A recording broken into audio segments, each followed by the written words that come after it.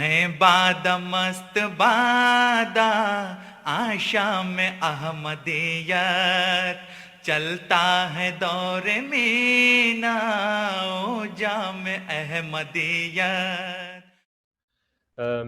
Okay, guys, now we are very privileged and honored to have a guest speaker today.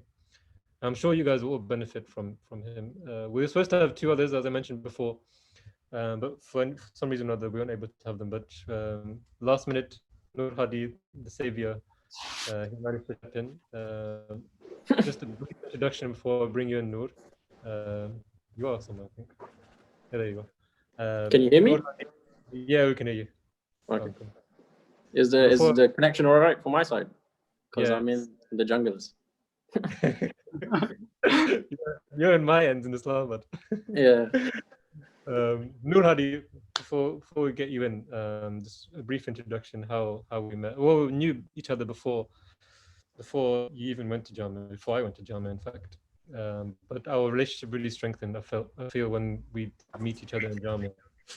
And Noor Hadi, Bengali brother, his older brother is also Murabbi, who's serving in Australia at the moment. So mashallah, two brothers are both missionaries. But on a personal level, we've always had a very good friendship, and I've always seen him as my little brother. And whenever he asks for guidance, and I'm always there to try and give it to him. So the guys who are thinking about joining Jamia, inshallah, in the next few years, Noor Hadi was also one of them. So when I was in Jamia, he was coming to me asking me for help. How do I get into Jamia? What's the procedure? And I'm really happy that he's now come out on the other side, alhamdulillah. And recently just finished Jamia. And you guys may have seen on MK this week with Azur how there's one particular class who's been sitting with Azur and been being able to learn from beloved Hazur. So Noor Hadi, alhamdulillah, is one of those students. So inshallah, we'll get a really good insight into, why he accepted to go to Jamia, his life in Jamia, routine in Jamia, and also we'll hear about a little bit about his new posting, which just recently he. So we'll get to that. Something I'll leave it as a surprise for all of you, but it's something which made me happy because I know that Noor Hadi is someone that can go out and he will get the job done. So Noor, how are you today? How's life? Alhamdulillah.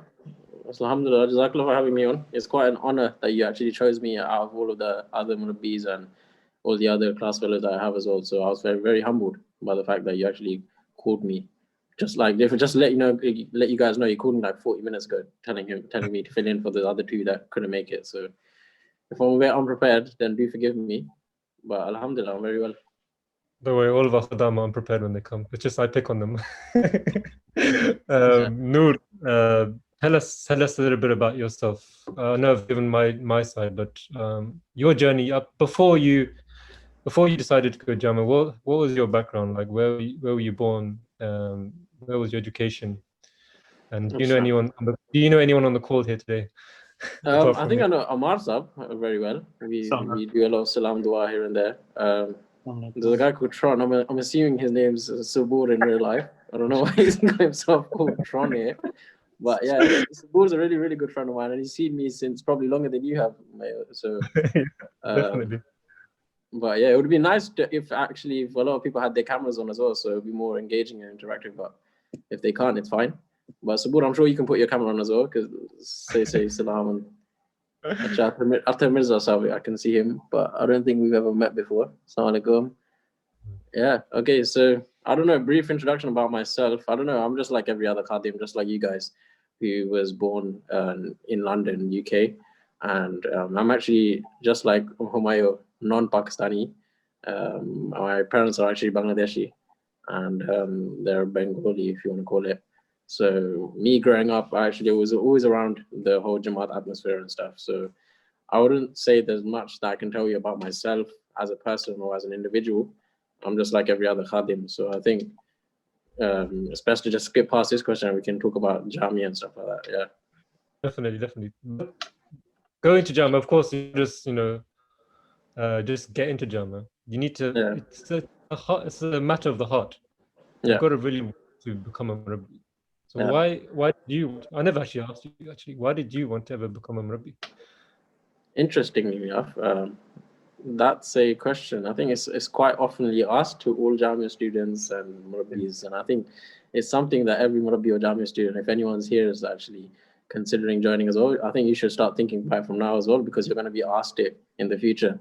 So I would have been happier if I actually rehearsed something like this and had something in my pocket that I can just pick out and read out every time someone asks me the question. But I think it all stems from there's a lot of aspects to it.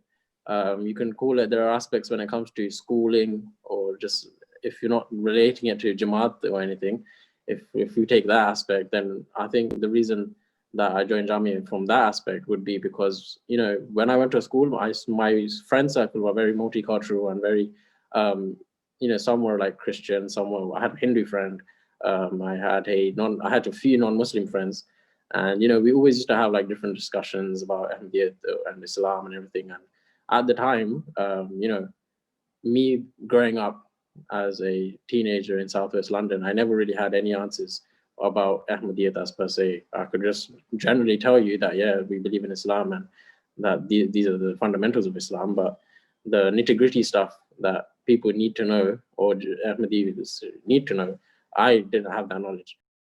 So a lot of that came from there. So in school and stuff, we'd have a lot of discussions, and, you know, I would get into a lot of debates and questions, and I would be asked a lot of questions, in fact, about, you know, our faith. And, you know, it was really hard to actually answer these questions. So that kind of ignited like a spirit inside me, thinking, you know what, I want to learn more.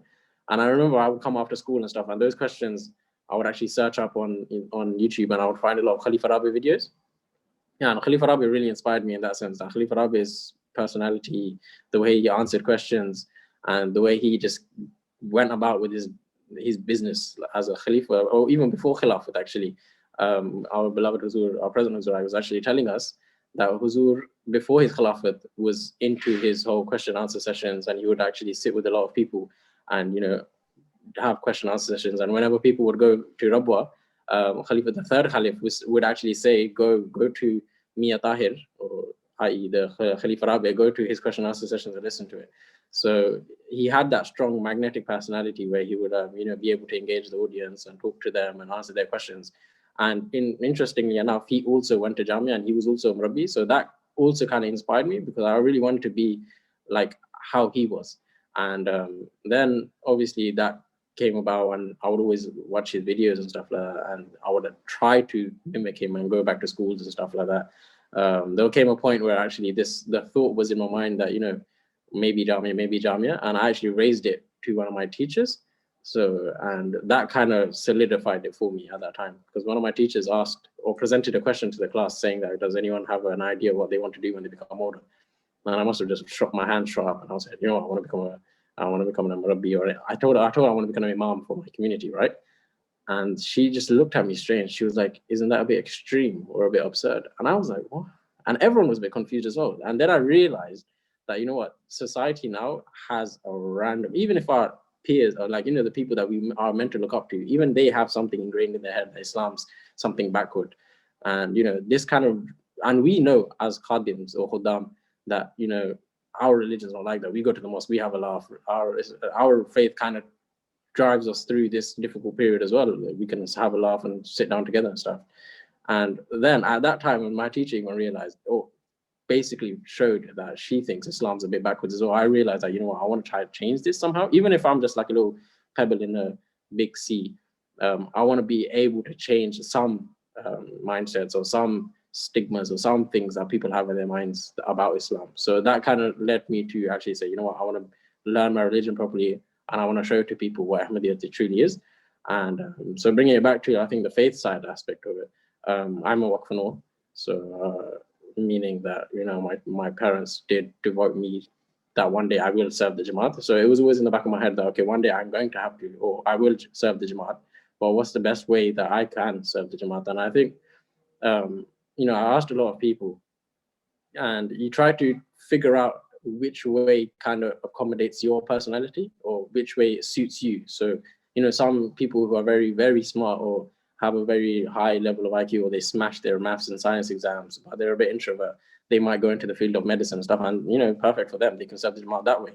But for me, I wasn't really that genius in school where I could feel like I could do like smash out science and, you know, have this introvertness to myself. I was always like wanting to meet people, talk to them, and, you know, stuff like that, right? So I realized that being a Murabbi, just like you lot have seen by just watching Humayun Sahab in all these videos and the past couple of months that he's been in the Jamaat, you know, how engaging and how like, he's basically like a youth worker, basically. He's like working with you guys. And that really kind of drew me in because, you know, that aspect of Murabbi's life is amazing, where you get to meet people.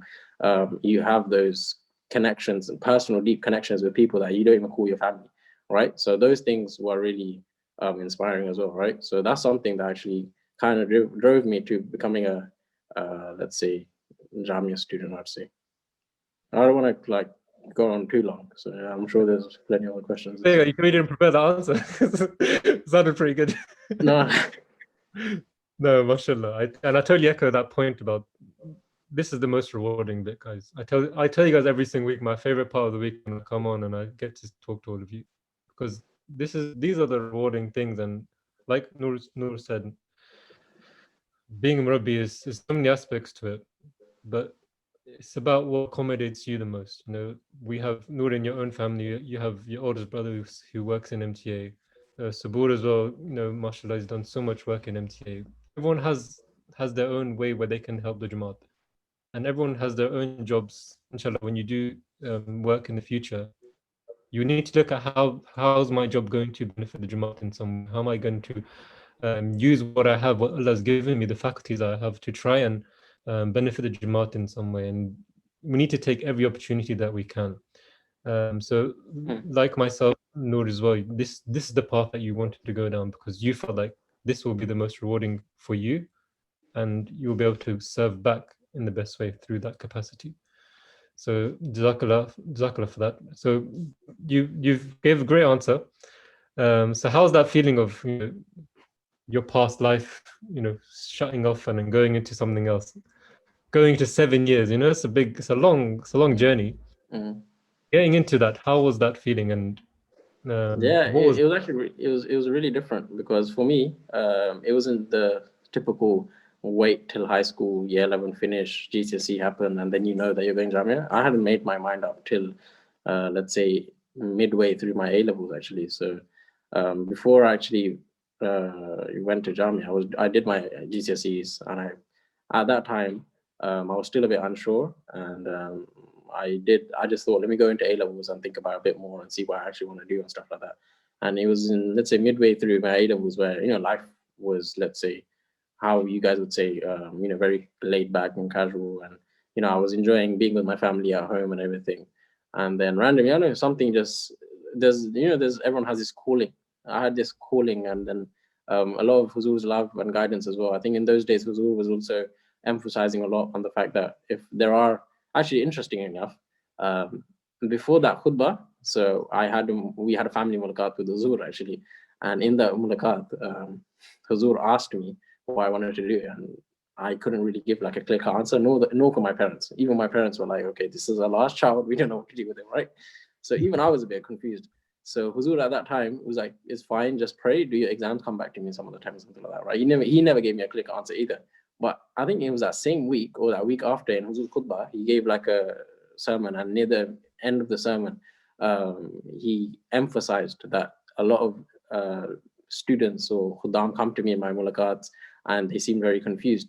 And I say to them that these khuddam should actually go to Jamia and become murabbis and serve the Jamaat that way. So for me, I don't know if that was like directed to me or Huzur had me in his mind at that time, but for me, that was really special. And I think, you know, I was like, you know what, I actually went to my school, and, you know, I didn't drop out of my A levels, but I told my teacher that, you know, I'm not going to finish this. So like, if there's a way that we can like keep me here, finish this year off, and then I can go somewhere else. So that's the whole story in itself. But yeah, I got through my AS, and alhamdulillah, I went to Jamia. And yeah, Jamia itself was different. It was really different. I don't know how many people here are actually considering or even thinking about Jamia at the moment. We have about 4. Okay, that's pretty cool. That's good. Yeah, so Jamia itself, I would say Jamia is like a whole you know how there's that saying that, you know, it's a world of its own. It's not a world of its own. I think Humayun would agree with me. It's literally a universe in its own. Now that I finished Jamia, I never understood that as well. When people used to finish Jamia, they used to say, yeah, Jamia is like a whole life of its own. I was like, no, it's pretty much the same as like every other life, but it's actually, you know, once you finish Jamia, you realize that Jamia is like a whole globe of its own. Like there's everything going on that's separate from the world. It's just like Huzur sent you to a place which is present in this world, but it's actually not in this world, because you feel like everything. I would wake up in the morning, I would think, what day is it today? Or, you know, what month is it? Or, you know, some days I would just lose track of time. And it was just like, if anyone's seen like Dragon Ball Z or something, if you've been to the hyperbolic time chamber where like time and space is just not the same as, you know, how life is outside, it was like that. So a week would feel like, I don't know, my first week in Jamia felt like a month. I was like, what's going on, right? So well, in that sense, in the beginning, it was a huge jump, because Jamia is like a place where it teaches you so many different things. So for me as a teenager, going from a person who would wake up in the morning, unfortunately, I wouldn't even make my bed. I would get up, I would go downstairs, look at the time. I have like 10 minutes to get to school. I would grab a glass of milk, down that milk, and just jump on the bus and go to school. And then, you know, spend the school day, and then come home, and then just like probably just slouch on the couch or just do my homework, and that'll be it. From that to Jamia, where they have this whole set routine for you, and they literally try to chisel you away for 7 years until you become that person that they want you to be, right? So in the beginning, it can be a bit challenging. So they're telling you to wake up at like Fajr time before everyone else, so you can do some Nafil prayers, or, you know, do Bajmat with Fajr with everyone else, and then they have the time to do, you know, do some Quranic reading and stuff, and, you know, focus on ponder of the Quran and stuff. Well, as a Khadim, I can personally say I didn't do that when I was a Khadim. But that in Jamia was new to me. So after Fajr, you know, sit down, read the Quran, and try to actually absorb what it is.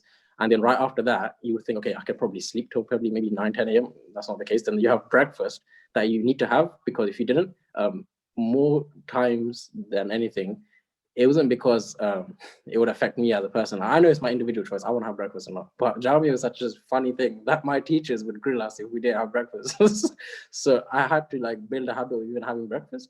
So before like Jamia, I wouldn't, you know, me and my cup of milk, I would just down that. I thought, okay, I can just do that for Jamia as well. But I realized the Jamia periods and lessons were so like extensive, or like, you know, there's so much to take in. If you didn't have breakfast, it would you would have like a headache, or you just be out of it, right? And the teachers knew that. So in the beginning, in like the first period, one of our senior teachers would come in, and he would be like, oh, who hasn't had breakfast today?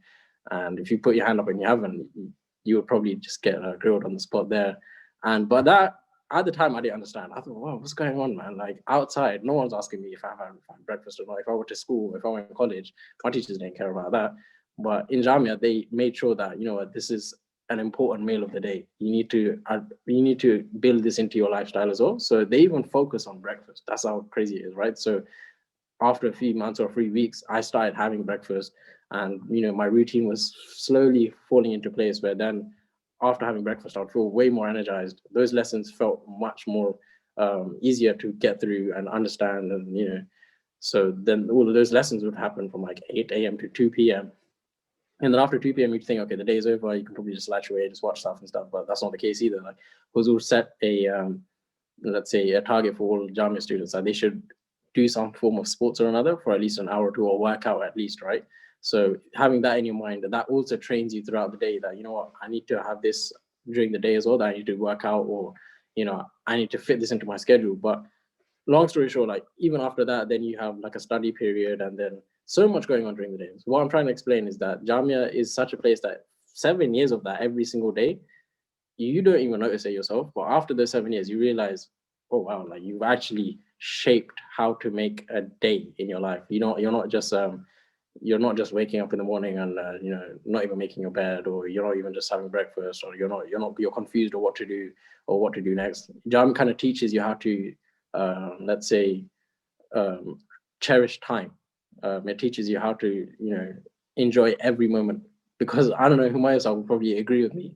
Before assembly, some people would have like 3-4 minutes, and they would use those 3-4 minutes so wisely that they would get up from bed and do everything, and then in those 5-10 minutes, and literally if you do that for 7 years, you realize that you can literally use a minute and do so much in it. But yeah, these are some of the things that I learned in Jamia anyway, that it really made me learn how to, you know, it didn't make me into, I wouldn't say I've turned into a scholar by going into Jamia for 7 years. But if I can say anything else, Jamia has taught me how to, number one, mold my day, or let's say make a routine, how to live by a disciplined routine. Number two, live with different types of people. Because when you go to Jamia, you know, there's so many different types of people. In the beginning, in my first year, I actually shared a room with, I think 17 other students. So it was just one big room. And there was like, it was like how would I describe it? I don't know if you've seen like Holes or something like that movie, or any other army movie where people are living in one hostel and there's like 2 feet distance between each bed. You know, it sounds really hard in the beginning, but you know, the laughs and the enjoyment that you have at that time, you look back at it now and you realize every little thing is teaching you something. And I'm sure you've heard this from different Murabbis that you've spoken to in the past as well, but it really does something. Like, and that is what I mean by you won't find this anywhere else in the world. You know, you can say that, oh no, but you can do that at home. You can learn to, learn to live with people when you go to your workplaces and stuff like that. But trust me, Jamia is something where just having the environment where you're waking up together, spending the whole day together, then going to sleep at the same time, around having those temperaments where one person wants to keep the window open, another person wants to keep it closed, one person wants to keep the heater on.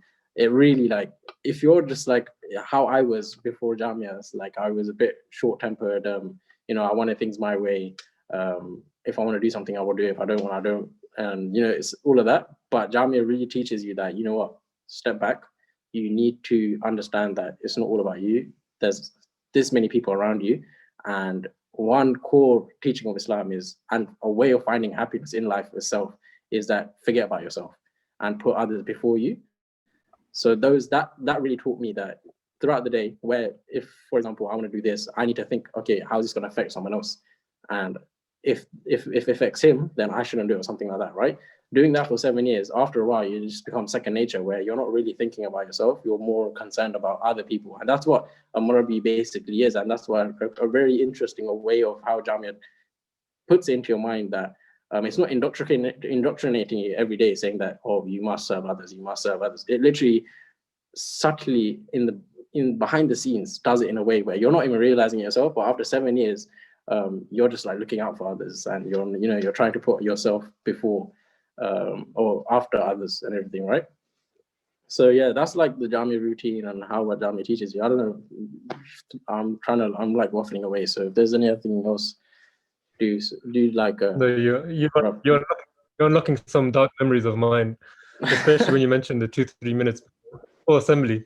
Guys, the scene is like literally, you know, you see when you put bird seeds and you just see loads of birds just running or flying to get the seeds. It's literally that in the last 2-3 minutes before, because there's a reason why. Because if you do come a second after the bell has gone, so we have these really loud bells that go on. If you come a second after that, then you can't sit in the assembly room. You're gonna have to make sure you stand up, and you have to watch the assembly standing up for the next half an hour. Not only that, but while you're standing up, you're gonna get the whole Jamia walk past you, line by line, by class by class. And they're gonna look at you, and they're gonna be giving you the eyes, and they're gonna be saying, "You're and literally really after a while, after a few of those, you fix up yourself. You're just thinking like, you know what, I need to fix this up, and you realize you start like you learn how to actually maintain time and how to live on time schedule and how to have an actual proper discipline schedule. Yeah, I think those things. Although, would you say Jamia is strict? I would say it's strict, but at the same time, it's not unnecessarily strict, if that makes sense. A lot of the things at the time, I'm going to be real with you. If there's someone here that's saying that they want to go Jamia, I'm not going to sell them sugar-coated dreams, say that, you know, it's literally, oh, heaven on earth, and you're going to go there, and it's not unnecessarily strict. Everything's good for you. There are times where it's going to be very tedious, and it's going to disturb your mind thinking like, you know, why am I doing it this way, where I could be at home and I would have to do this. But like I said, when you look at in a broad, like a bigger picture, basically, you as a person and as an individual, you only think about today, tomorrow, and to the extent next week or maybe next month, right? But Jamia is something that literally looks at you as a person, and then takes you out, and then there's a whole 7 years around you. And whatever they're making you do in that day is something that's going to affect you in the long term of 7 years, or literally in the future when you're a person or an asset for the Jamaat. So yeah, at the time, when you go back to the question, is it strict? I wouldn't say it's unnecessarily strict. There are certain aspects to it that might be strict, where they're telling you, oh, go to sleep at 10 p.m., switch the lights off, or wake up at this time, or eat at this time, or go to lesson, or don't do this, or don't do that. So where every aspect of your life is being dictated, and you feel like, oh, where's my personal choice in this? You realize that once you do get a whole world of personal choices after 7 years, those dictations in your head is what actually shapes you and keeps you disciplined in the future. So that's why I say it's not unnecessary. I think like those people who actually lived by those things that they consider strict during Jamia, after Jamia, they're the ones who have it really easy, because it really helps them, and they realize that it's just become second nature. And now that they don't have someone in their ear telling them, do this, do that, do this, do that, they can just do it naturally without being disturbed or anything like that. So yeah. Yes, brilliant. I would echo everything you've said so far. We can literally sit here and we can talk about each and every aspect of Jamia, and we'll be here for a long, long time. The one thing for me personally, and what I want to share with you guys, is the brotherhood within Jamia is probably the thing that attracts most people and keeps them there a lot of the time. And it's not just within your own class. One of the greatest things about Jamia is that we have houses, and it's a bit like Harry Potter. You have, Gryffindor, you have the Slytherins. So with us as well, we make fun of each house, and we compare them to Slytherins or Gryffindor as well. But the beautiful thing about that is, like, a few students from each of the years are put into the groups. So you have the most senior people in the same group as the most junior people, and that as well is really important for us, so that we can all mold together and learn from each other. And I think for and that's me and Noor, we're in the same group, the best group in Jamia, by the way. Anyone who's going to Jamia, Shajaat, meaning courage and bravery, make sure you join them, because we left a good legacy behind, didn't we? But yeah, there's so many aspects of Jamia. So I think we've covered life in Jamia very well. But one thing which we haven't talked about yet, Noor, and I think it's the most important thing, is Khilafat. Yeah. Is our connection with Huzur. And how did your life change from, before, having just family mulaqats, and then suddenly it's just you and Huzur? How was that change, and how was that relationship? Yeah, I think that it's a deep question. I think before Jamia, if I'm totally honest, and without trying to act or high and mighty or self-righteous or anything, I would say that before Jamia, as a Khadim, I didn't understand Khilafat, or to that extent. I thought, yeah, there is Khilafat. He's the leader, and he's leading this many millions of people in the world, and he's very busy and stuff like that. And we have mulaqats with him where he'll guide you, because alhamdulillah, we know that he has a relationship with God. But as a normal individual or as a khadim, you don't understand the extent of that relationship, or the extent of what khilafat is. And I think if I didn't go to Jamia, would I ever understand that? I don't know, because I still know people who are much older than me, or people who, let's say when I went to Jamia, they chose a different path. And now we meet up again. They're simply at the same stage that they were 7 years ago when I joined Jamia, and they still see Khilafat in that same mindset, or in the same eye. But because of Jamia alone, I can literally say that I think it taught me that Khilafat is something that, and we're always hearing in ijtimas and meetings and general meetings and different stuff like hold on to Khilafat, write to him daily, and this and that. And until you've experienced Huzur firsthand, it can be a bit difficult to understand. But Jamia, that's something that Jamia taught me. I realized that in Jamia, when you go, alhamdulillah, especially Jamia UK, which is it has its own uniqueness to it, is because we get to see Huzur so closely. And alhamdulillah, we had mulaqats, let's say every 2-3 months or so. And for that, to even say that to someone outside, they're like, what, every 2-3 months? How is that even possible? Because people outside, I actually was speaking to someone in PS recently, and they were saying that, they've got this new rule that if you want to meet Huzur, because he's become so busy, and because there's so many Ahmadis now, you have to wait like a year or two. So for me, that was a great honor that, we're having as students, getting this much time from Huzur to learn from him and stuff. And what I actually wanted to get to is that in those 7 years, I realized Huzur wasn't this political kind of leader that you would see on TV, or he wasn't this celebrity that you would see on TV and stuff like that, that you just feel awe-inspired to just because you see him so much in pictures and social media and stuff like that. But the reason why he's so awe-inspiring is because of who he is. Like the minute you meet him, I'm sure you guys have all felt it. You have that, you feel a bit blown away, but you know, you can ask yourself that, is this because I see him so much on social media? Is this because I see him on Juma every day or every week? Is this because of this a bit of a psychological thing going on? But it's actually not. You know, the more time you spend with Huzur, you realize you see more and more of his amazing qualities that he has. You know, a person who has an ability, and I can say this, put my hand on my heart and say that he can literally make every single person feel special and make you feel so unique, but give it to everyone at the same time. So me, for example, me and my classmates, we all think that Huzur loves us the most, like as an individual first. We were like, no, Huzur did this with me, Huzur did this with me. And that minute or that few moments that you spend with Huzur, he makes you feel like you're the most closest person to him. And like there's no one else more close to him than you are. And you feel so happy. But then you go out and then you realize that he's made everyone else feel that same way. And you're just thinking, how does he do this? And he makes you realize that, you know, he literally just shows you, like, you know, all the morals and everything, all the teachings in the Quran. It's like you put all of that together and you put it into a person, and then you have a human being in front of you. So yeah, so Jamia for me really made me realize the fatherly figure that Huzur has, and you know how much of a father figure he is. And you know, I can literally just tell you guys that yeah, Huzur is very loving and stuff like that. But throughout Jamia, there were certain experiences where, you know, at times where I felt like, you know, I wanted to leave Jamia or something because it was a bit too difficult, or maybe there was certain stuff that maybe it could be like financially things maybe you're affected by or stuff like that. And if we went for Huzur's prayers or his concern, or you know how he actually thinks about you so, you know, carefully, you know, sometimes you wouldn't even get through. And like there's one incident, I think, I don't know if you guys read it, that I actually shared with the Review Religions people, and I cherish that till this day. And if to cut it short, it was once that I went from Mulaqat, and I think I had like some shoes that were a bit run down, or they were a bit damaged, right? And Huzur has this much concern and care for like every Jamia student that he noticed. And I was shocked, like, how did Huzur notice? But he said, okay, what's wrong with your shoes? Like, and he told me to get new ones, and that's it. And the Mulaqat went on.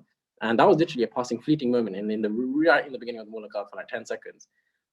And then the Mulaqat finished, I went home, right? Or I went back to Jamia. But literally like 2 weeks later, I think I was still going to Islamabad for namaz and stuff with those same shoes. And I don't know if Huzur noticed or not, but 2 weeks later, I get a call that Huzur's called you to the office and that he's bought you some new shoes. And I was like, what? I don't know why. And I asked Munisa, he's like, I don't know why myself. I wrote to Huzur straight away to thank him and stuff. And Huzur said that, you know, he basically said that he's being, you know, it's just been in his mind. And you think like, how is that possible? Like he has so millions of people in the world and that he has to cater for, he has to like respond to letters and everything. Why is it that he's thought about me? And it's indescribable. You just think like this person's, if there's any like superhero in the world, I could literally say that Huzur has this. And if there was like a scientist who was to test Huzur's brain or something like that, I would say that they would be shocked at the results, because literally it's just indescribable. Like, why did Huzur think about me? When there's so many other concerns he has in the world, there's so many different countries presenting their issues to Huzur and stuff. But Huzur makes literally everyone in Jamia, especially in Jamia, feel so special. And I can literally say that. I've experienced that at first hand, and I wouldn't just say that. Yeah, I think the key thing is that, you know, we have made a sacrifice, and Huzur recognizes that. But at the same time, how can the rest of us get close to Huzur?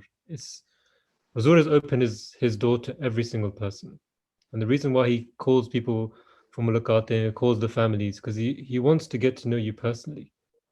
And you know, to get to know someone, you need to make that effort as well, and that's why all of us, we collectively need to make that effort.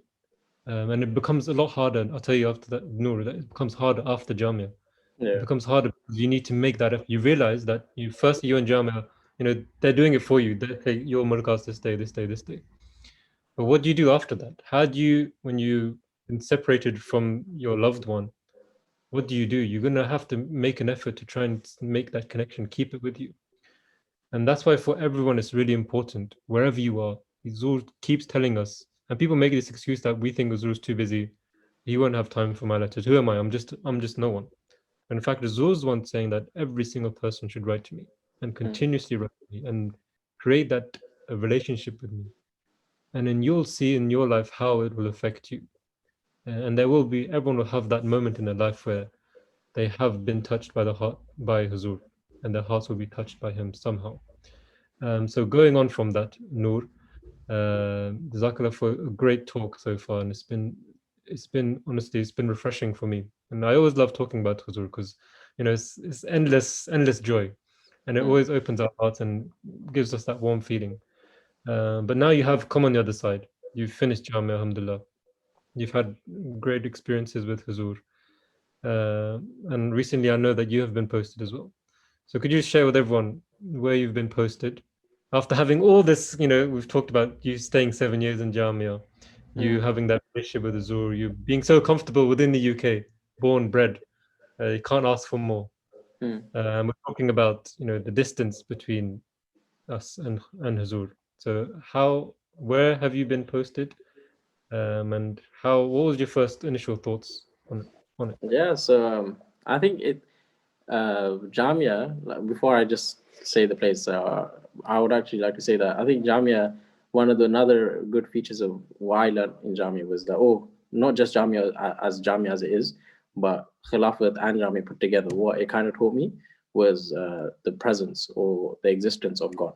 And I know that's a bit cliche and it's easy to say that, but there's so many moments in Jamia where you realize that if there's anyone that you need in this world, it's God. You'll be put in so many different circumstances and scenarios where find Huzur is there, find your peers and your Jamia brothers are there and stuff. But a lot of times, I feel like it's Jamia, they have a way of putting you in certain situations where you know for yourself that you can't turn to anyone apart from God. And you don't get that. I mean, you can get that outside, but there's a lot of ways outside in the outside world where you could just turn to something else and find a solution that way or something like that. But in Jamia, it literally makes you remember God, or you just feel helpless. You just feel like, you know what, I have no help here. What can I do? And you turn to God, and it slowly becomes a habit. And going back to Khilafat, I remember at one point, just building up to this whole posting situation, I remember at one point in one of my mulaqats, I would have this habit of asking Huzur, how do I make a relationship with you, or how do I maintain a relationship with you, or, you know, let's say if I was to go somewhere far away, would you still remember me and stuff like that, right? I was so like concerned about my relationship with Huzur that I think Huzur noticed as well, maybe. And then I remember Huzur very lovingly actually didn't put a stop, but he said, look, you've come to Jamia, you've devoted your life, you've basically got as close as to Khilafat as you basically can, and you can't keep on going, but Khilafat isn't the goal here. He literally put him, so he didn't even say, yeah, carry on writing to me, carry on meeting me, come fly wherever you're going away from, come back and meet me and stuff like that. Huzur literally put me to my place, and he made me realize that, you know what, Khilafat isn't the goal, it's literally only a medium. The only reason Khilafat is there is just to show you that God exists, because he does those supernatural things and these superhuman things that he can do to show you that God does exist, right? And he made me realize that, look, you've made the relationship with Khilafat, but now it's your goal, it's your duty to make that relationship with God, right? And that it was really powerful at the time. And I felt like Jamia literally taught me that, fine, we all can't be close to Khilafat. We can write to him, we can ask for his prayers and blessings, right? But what we all can do, and easily, is make a relationship with God. And wherever you are, and how far away you are from Khilafat, it doesn't matter. Some people envy others saying, oh, you're so close to Khilafat. I always tell them, but, you know, God's always around us. Like, you can just put your head on a prayer mat and, you know, you find God. Or, you know, there's so many ways of making a relationship with God that I didn't know, obviously, as a Khadim before Jamia. But throughout Jamia, I realized that there are certain things in life, or certain reasons in life, where without God it's really hard to get through. So yeah, to get to the posting. So alhamdulillah, we've been here in Islamabad and we've been here for a few months because of the whole COVID and lockdown situation. We couldn't go to Pakistan and Africa and Spain and stuff for the training period. Humayun probably has told you in the past that when he passed Jamia, he went to Pakistan, Africa, and these places, and got to gain a lot of training that way. For us, we've just literally been in Islamabad trying to be the manpower for Khuddam at the time, because you know how Khuddam regions come to Islamabad and do like duties and stuff, security duties.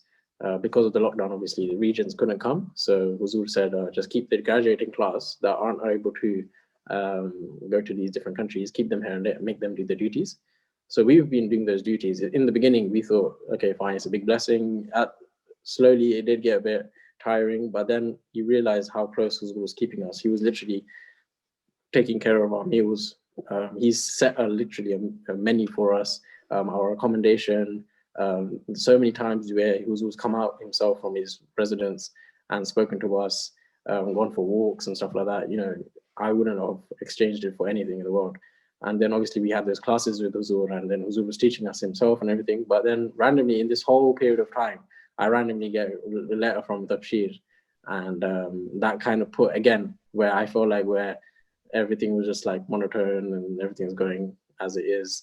You know, you should. I feel any piece of advice I feel like as a humble person I can try give is that always stay on your toes, because you never know when life is just going to randomly change, right? So me thinking, okay, I'm just taking it easy every day, getting up, doing my duties, classes, reading books here and there, and stuff like that. Randomly get a Tabshir letter, and then reality hits you, right? I get a letter from Tabshir, meaning the people that are in charge of, let's say, the waqfs and Murabbis around the world. They send you a letter, and it says, you know, Mukarram Mr. Noor Hadi, graduate from Jamia in the UK. One line, beginning, Huzur Anwar has assigned you to Hong Kong. Please report to the country, and these are the details. And they go, and I was like, what? So I read it. I was thinking, sorry, like that's it, right? So I asked them as well to Tabshir. I was like, yeah, it says that Huzur has assigned me to Hong Kong and to report to this guy, and that's it. He's like, yeah, that's it. I was like, what do you mean that's it? Like, that's it? And then yeah, just they literally just throw you in the deep end, and that's when you realize that 7 years is now where it comes to play. And now, like, my whole world has just literally turned around, and I'm thinking every day, okay, what am I going to do? And then something I actually really share with you, which is really personal to me as well, is that when we were having these classes, I in those classes, I kept on thinking that Huzur's assigned to me, but he hasn't said anything himself. So what's the case here? Like, as in, what's going on, right? So in the class, I was sitting there, and this is what I mean when I say Huzur is a superhero, or has some next supernatural abilities, right? I was sitting in the class, I was thinking, in my head, I was just sitting there, maybe daydreaming, thinking that does Huzur know that I'm going Hong Kong that far? Where is Hong Kong? What's the Jamaat situation there and everything? So I did my little bit of research. I was just sitting there thinking maybe Huzur mentioned it to me or something. And Huzur looks at me whilst I was in those thoughts. He was like, Hanji, have you been told about the visa process? And I was just like, what? I was like, Ji Huzur. And he was like, so you go, right? I was like, yeah. And then Huzur was like, and then he just smiled, and he was like, he said, yeah, he literally knew the state of the country more than I could even actually Wikipedia search beforehand. He literally told me about the current climate, the religious climate, and he was saying that, you know what, though English is the official language there, you should also learn Cantonese with it, because it'll be good for you and stuff like that. So I was really shocked. And then Huzur actually very in a loving manner actually said, has your rishta been done? Like, have you found a suitable partner or something to get married to and stuff? So alhamdulillah, I am engaged and everything. So I was able to say yes, Huzur, I'm engaged. Then Huzur was laughing, and Huzur was like, oh really? Because I was thinking about getting you married to a Chinese girl. So I was thinking, we would have laughed, and that was really funny as well. So then Huzur was thinking, then Huzur got serious. Again, like, you should always stay on your toes. Like, all the laughter and everything going on, Huzur just put everything back into his perspective. He gets up, looks at me very sternly, and he was like, I'm sending you far. I want this many bed there. And I won't say the number, because in case I don't reach that target, it's going to be really hard. And I don't know who you guys, maybe like next year, you're going to be like, oh, did you reach that target? And if I don't, it's going to be. But Huzur literally looked at my face, and he was like, yeah, I want this many bed there. Go do it. And I was thinking, and then yeah, he just went by, and since then it's just been like that. So you realize that now you have to go far away, and the only person that you do have is Allah Ta'ala. And to make this happen, I literally have to put or think about all those things that Jamia tried to teach me and put it into play now.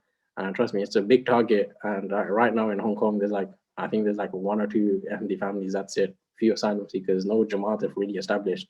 So it's going to be an adventure on its own. But I personally feel that without God's help, it's literally, I can personally say again that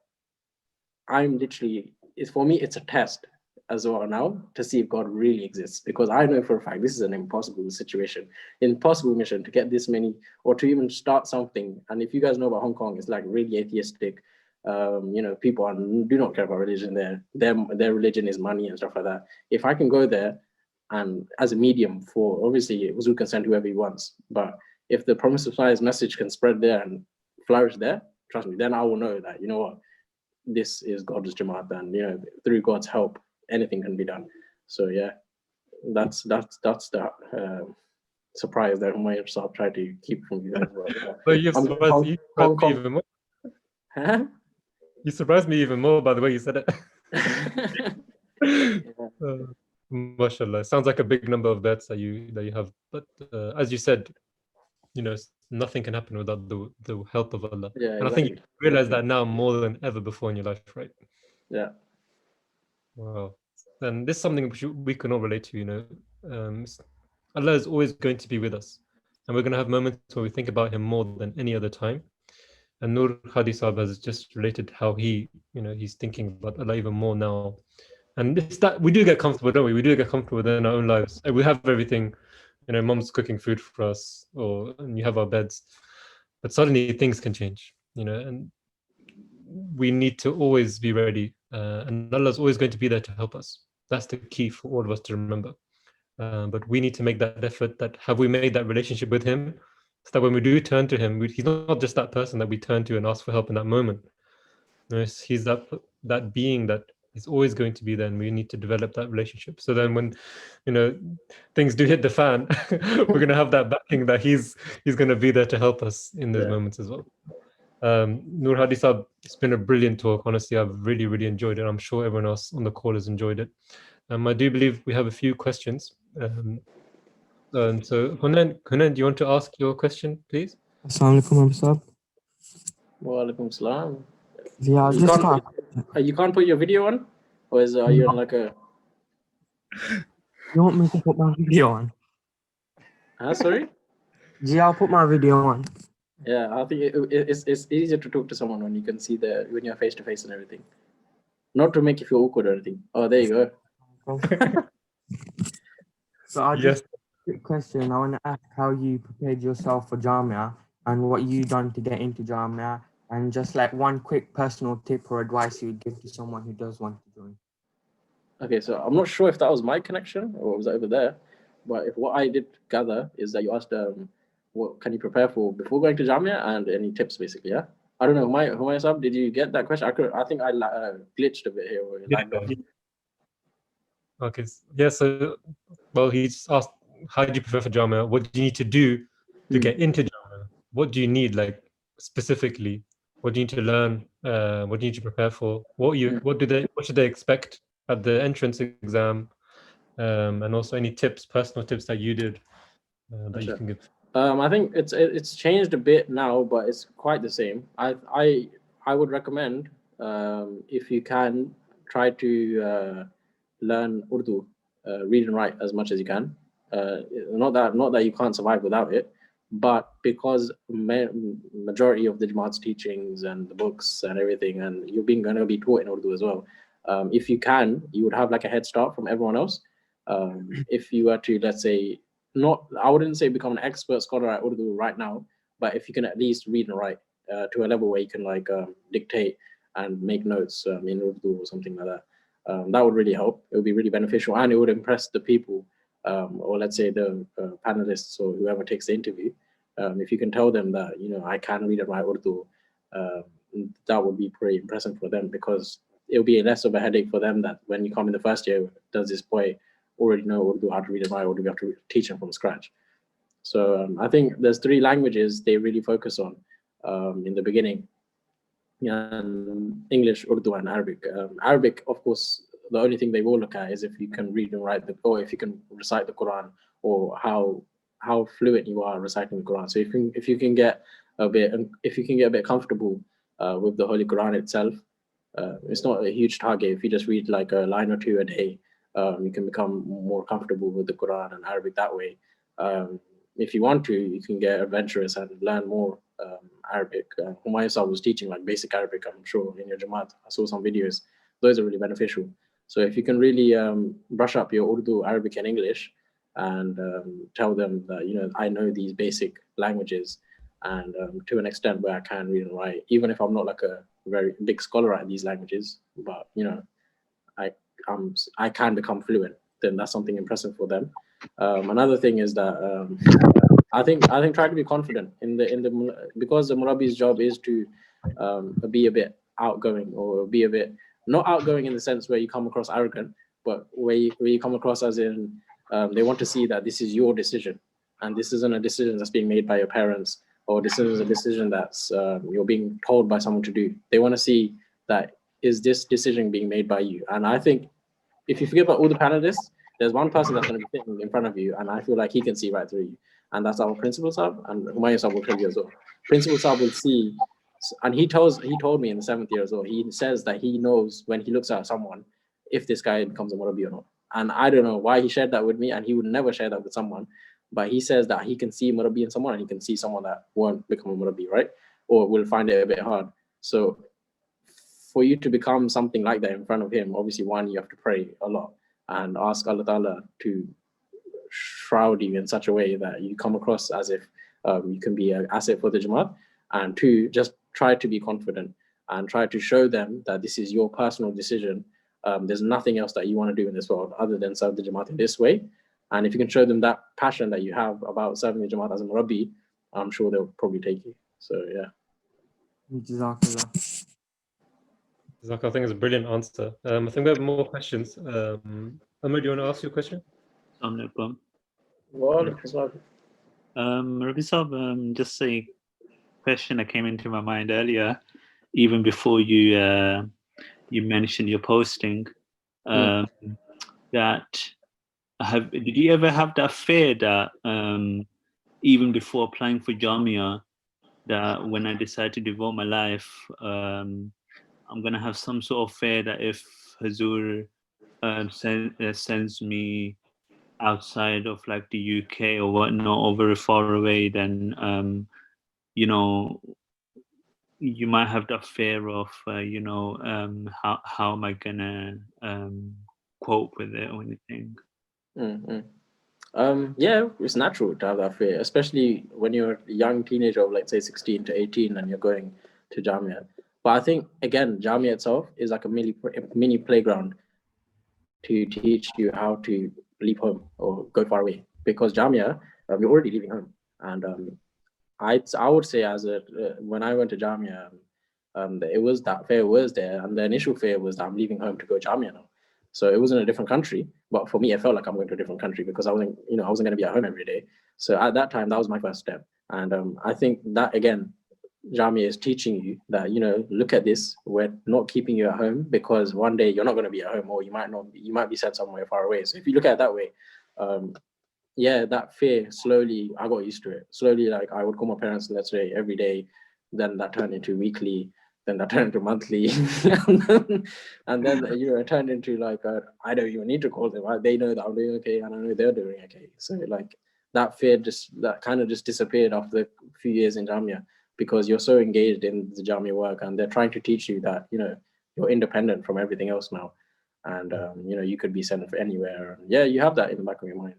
But 7 years is a long time, trust me, to make a habit of let's say trying to adopt or trying to become a person that can tell himself. And even if you don't go Jamia, let's say, for example, you devote yourself or you become a zindagi in your own aspect, right? I know this very well friend of mine, his name's Fuad Ahmed, and he devoted himself, and his first posting was in Nigeria. So it was a big shock to him. But I'm sure that he can tell you more if you get in touch with him. But from what I've spoken to him, he, before even becoming a Waqf Zindagi, told himself that this could happen, and yeah, it happened before his very eyes. So it's something that I think you just have to come to terms with it and just accept the reality that this is what the Jamaat needs right now, and are you up for it, basically? Does anyone else have any questions for Noor Hadi Sahab? Yeah, assalamu alaikum Murabbi Sahab. Wa alaikum salam. Yeah, I have a very good friend of mine called Zariab as well. So you're the second Zariab that I've actually met. Okay, I think that's the first one I ever know then. So yeah, there's a boy in Jamia right now. His name's Zariab. Yeah. Yeah. My question was, what is the Jamaat situation of Hong Kong then? Acha, Jamaat situation in Hong Kong right now is that I think it's very new in the sense that they've made like a bank account so they can call themselves a Jamaat there. But it's only, let's say, like, I think in 2013, they created a bank account for the Jamaat where now they can start stuff. But because they don't have an official Murabbi there or like an official Nizam where they have like a Sadr or a Mir or like guides and stuff like that who are controlling that, whatever they've established, it's still very small. So right now, the situation there is that there are one or two families who have been living there for a long time because they left Pakistan or something like that and moved there. And other than that, there's just a few handful of asylum seekers from like Indonesia and stuff like that who are trying to seek asylum in Hong Kong. But I don't think there are any like let's say, what's the word? There's no jacket there. The person that's actually born in Hong Kong who's an Ahmadi, like what do you call it? Someone who's native, yeah, native. There's no like native Hong Kongese Ahmadis at the moment, so it's still very new. Okay. Are they called Hong Kongese? Yeah, I think they're called Hong Kongese. Zuriab, you should put it in the quiz next week. One second, let me just mute this one. Mute the Azan. Oh God, chill. Yeah, so I'll probably just have like 10 minutes, then I'm gonna have to go. Yeah, that's fine. No, I think that we'll wrap it up there because we basically do a Kahoot quiz after this. Gotcha. So Zuriab, in fact, he's in charge of our Kahoot quizzes. So Noor, on behalf of everyone in the Midlands, Birmingham, Wolverhampton, Walsall, I want to say Jazakallah for coming on. I think it just shows that Murabbis don't need to prepare for anything because when you came on, man. I was hoping that Subur would say something, but he's gone now. So. Subur knew that his time was coming, innit? I was gonna pick on him next. No, unfortunately, I think he had to go. Yeah, Young, busy guy. Anyways, Noor, Jazakallah for coming on. It was really exciting. This is recorded, so inshallah we'll put it online as well. Because you said some really good stuff that I think a lot of people can benefit from, and I hope you guys did benefit from his speech today. So, and you also, of course, you're welcome anytime to join us every week at 6 o'clock on Fridays. And let us know how your journey goes. Let us know when you do go to Hong Kong. And inshallah, in our next conversation, you'll be speaking in Chinese or in Cantonese. Inshallah. So, Jazakallah, Noor. All right, man. Jazakallah. You're free. Jazakallah. Jazakallah, everyone. Assalamu alaikum. No face.